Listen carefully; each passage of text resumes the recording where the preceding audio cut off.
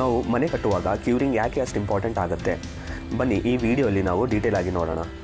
Concreting ಆದಮೇಲೆ concrete ಯಾವ ಥರ ಸ್ಟ್ರೆಂತ್ ಗೇನ್ ಆಗುತ್ತೆ ಈ ಟೇಬಲಲ್ಲಿ ನೋಡ್ಬೋದು ನೀವು. 1 ಡೇಯಲ್ಲಿ 16% ಸ್ಟ್ರೆಂತ್ ಗೇನ್ ಆಗುತ್ತೆ, 3 ಡೇಸಲ್ಲಿ 40%, 7 ಡೇಸಲ್ಲಿ 65, 14 ಡೇಸಲ್ಲಿ 90% ಆ್ಯಂಡ್ 28 ಡೇಸಲ್ಲಿ 99% ಸ್ಟ್ರೆಂತ್ನ ಗೇನ್ ಆಗುತ್ತೆ. ನಮ್ಮ ಕಾಂಕ್ರೀಟ್ ಫುಲ್ ಸ್ಟ್ರೆಂತ್ ಗೇನ್ ಆಗಬೇಕು ಅಂತಂದರೆ 28 ಡೇಸ್ ಆಗಬೇಕು. ಸೊ ದ್ಯಾಟ್ 28 ಡೇಸ್ವರೆಗೂ ನಾವು ಕ್ಯೂರಿಂಗ್ ಮಾಡಬೇಕು. ಇವಾಗ ನಾವು ಕ್ಯೂರಿಂಗ್ ಮಾಡಲಿಲ್ಲ ಅಂತಂದರೆ ಏನಾಗುತ್ತೆ, ಕಾಂಕ್ರೀಟ್ ಸ್ಟ್ರಿಂಕ್ ಆಗಿ ಕ್ರ್ಯಾಕ್ಸ್ ಫಾರ್ಮ್ ಆಗುತ್ತೆ. ಸೊ ಇದರಿಂದ ನಮ್ಮ ಕಾಂಕ್ರೀಟ್ ಸ್ಟ್ರೆಂತ್ ರೆಡ್ಯೂಸ್ ಆಗುತ್ತೆ ಮತ್ತು ಡ್ಯೂರಬಿಲಿಟಿ ಕೂಡ ಕಮ್ಮಿ ಆಗುತ್ತೆ. ಸೊ ಇವಾಗ ನಾವು ಯಾವ ಥರ ಕಾಂಕ್ರೀಟ್ನ ಕ್ಯೂರ್ ಮಾಡ್ಬೋದು?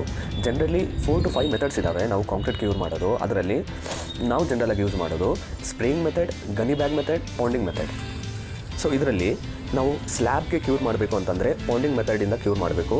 ಆ್ಯಂಡ್ ಕಾಲಮ್ಸ್, ಬೀಮ್ಸ್ ಬಂದರೆ ಅದಕ್ಕೆ ನಾವು ಗನಿ ಬ್ಯಾಗ್ಸ್ ಮೆಥಡಿಂದ ನಾವು ಕ್ಯೂರಿಂಗ್ ಮಾಡಬೇಕು. ಆಮೇಲೆ ಈ ಸ್ಪ್ರೇಯಿಂಗ್ ಮೆಥಡ್ ಇಲ್ಲಿ ಯೂಸ್ ಮಾಡ್ಬೋದು ಅಂತಂದರೆ ನಾವು ಗೋಡೆ ಕಟ್ಟಿರ್ತೀವಲ್ಲ, ಆ ಗೋಡೆಗೆ ನಾವು ಈ ಸ್ಪ್ರೇಯಿಂಗ್ ಮೆಥಡಿಂದ ನಾವು ಕ್ಯೂರಿಂಗ್ ಮಾಡಬಹುದು. So curing is very important in our construction process. So ನಾವು ಅದನ್ನು ಇಗ್ನೋರ್ ಮಾಡಬಾರ್ದು.